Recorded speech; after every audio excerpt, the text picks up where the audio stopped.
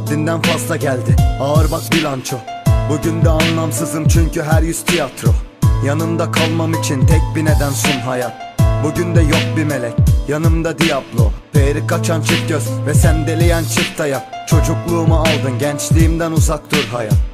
Tuzak kurdular, burada her gün ölümü yaşayan ben. Uzak dursun aşk, her an yıldız kayar. Buradayım ben, merak etme, tam burada sevgilin. Sen istersen yaşayıver 12 dalda sevgini. Bir gün sonbahar olursa gelirim aklına, çünkü biz de yaprak gibiydik dökülen sevgili. Merhaba sevgilim, önünde Medcezir'im. Konuşur konuşur bir anda ses kesilir. Eskilerde şatonda bir tanem kralken ben şimdi aynı şatonun zindanında. Neden hep esirim? Bu sefer olsun be, yüzümde tahrip çok. Bu sefer aşk yeni bitenle gelir, tarif yok. Bu sefer bitmesin be sevgilim, bu sefer gitme ne olur, bir gram halim yok.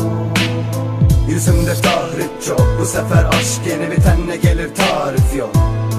Bu sefer bitmesin be sevgilim, bu sefer gitme ne olur, bir gram halim yok. Burada herkes aynı dertten alıyor eline sazları. Hayır güzel değil o kadar Akdeniz'in aşkları. Kumsalın sıcaklığı yarın yoksa soğuk gelir ve aynı tonda eser rüzgar hafiften yazları.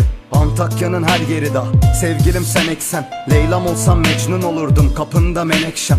Yazları ne alaka, dört bir yanım soğuk sel. Ne zaman zilim çalsa aklıma gelirsin direkt sen. Yanımda yoksun diye doyurmadım martıları. Gökyüzü bile ağlar oldu çalarken şarkılarım. Sancılarımı salla sorun değil, yeter ki yönümü seç. Eksilerin sorun değil, doldukça artıların. Ne kadar insancıl değil mi yüzümü sarartman? Sence de mantıklı mıydı yüzüme kapıyı kapatmak? Sonunda buldum galiba 10 saat uzaktan. Bu duygularım gerçek hayli, tek bir gram abartmam. Bu sefer olsun be, yüzümde tahrip çok. Bu sefer aşk yeni bitenle gelir, tarif yok. Bu sefer bitmesin be sevgilim, bu sefer gitme ne olur, bir gram halim yok.